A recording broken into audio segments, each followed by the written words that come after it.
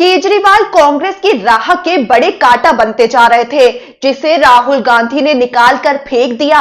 इसके पीछे आपको 5 वजह बताते हैं कि अरविंद केजरीवाल राहुल गांधी के लिए कांटा क्यों बनते जा रहे थे। उससे पहले आपको यह भी बता दें कि दिल्ली चुनाव में लगातार तीसरी बार भले ही कांग्रेस के खाते में कोई विधानसभा सीट नहीं आई, लेकिन दिल्ली से 5 साल के लिए अरविंद केजरीवाल की विदाई तो कर ही डाली है। साथ ही इंडिया गठबंधन में शामिल पार्टियों को राहुल गांधी ने अपना संदेश दे दिया है। कांग्रेस का विरोध करके ही अरविंद केजरीवाल राजनीति में आए थे। कांग्रेस के समर्थन से ही उन्होंने पहली बार सत्ता हासिल की थी, लेकिन कांग्रेस के विरोध ने ही अब उनको सत्ता से बाहर भी कर दिया है। अब आपको 5 वजह बताते हैं क्यों अरविंद केजरीवाल की हार से राहुल गांधी की मुसीबतें टल गई हैं। पहली वजह, मोदी को चैलेंज करने के मामले में राहुल गांधी को अरविंद केजरीवाल टक्कर दे रहे थे। गुजरात में 5 विधानसभा सीटें जीतने और एमसीडी में सत्ता हासिल करने के बाद से अरविंद केजरीवाल 2024 में प्रधानमंत्री मोदी को आगे बढ़कर चुनौती देने लगे थे। वो तो मनीष सिसोदिया और संजय सिंह के बाद खुद जेल जाने के बाद अरविंद केजरीवाल के तेवर थोड़े नरम पड़ गए। अब दिल्ली में केजरीवाल की हार से राहुल गांधी को बड़ी राहत मिली है। दूसरी वजह, कांग्रेस का डैमेज करके केजरीवाल तरक्की कर रहे थे। 2013 के बाद कांग्रेस तो आम आदमी पार्टी से दूरी बनाकर चल रही थी। गांधी परिवार तो अरविंद केजरीवाल को लंबे समय तक विपक्ष की बैठकों से दूर ही रखता था। यहां तक कि भारत जोड़ो यात्रा के समापन समारोह में भी अरविंद केजरीवाल को नहीं बुलाया गया था।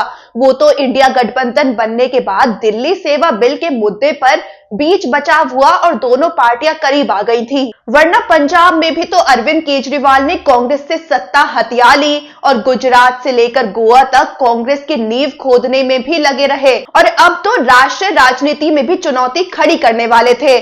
तीसरी वजह, इंडिया गठबंधन में केजरीवाल बड़े दावेदार बनकर उभर रहे थे। इंडिया गठबंधन के लगभग सभी दलों ने दिल्ली चुनाव में कांग्रेस की बजाय आम आदमी पार्टी का साथ दिया था। उनका कहना था कि दिल्ली चुनाव में बीजेपी को सिर्फ केजरीवाल हरा सकते हैं।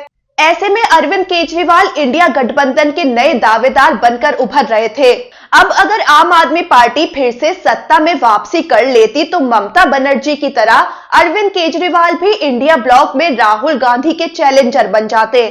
चौथी वजह, कांग्रेस को केजरीवाल के बहाने अखिलेश लालू को भी सबक सिखाना था। दिल्ली चुनाव को लेकर लालू यादव और तेजस्वी यादव तो खामोश थे, लेकिन ममता बनर्जी और अखिलेश यादव ने खुलकर अरविंद केजरीवाल को सपोर्ट किया था।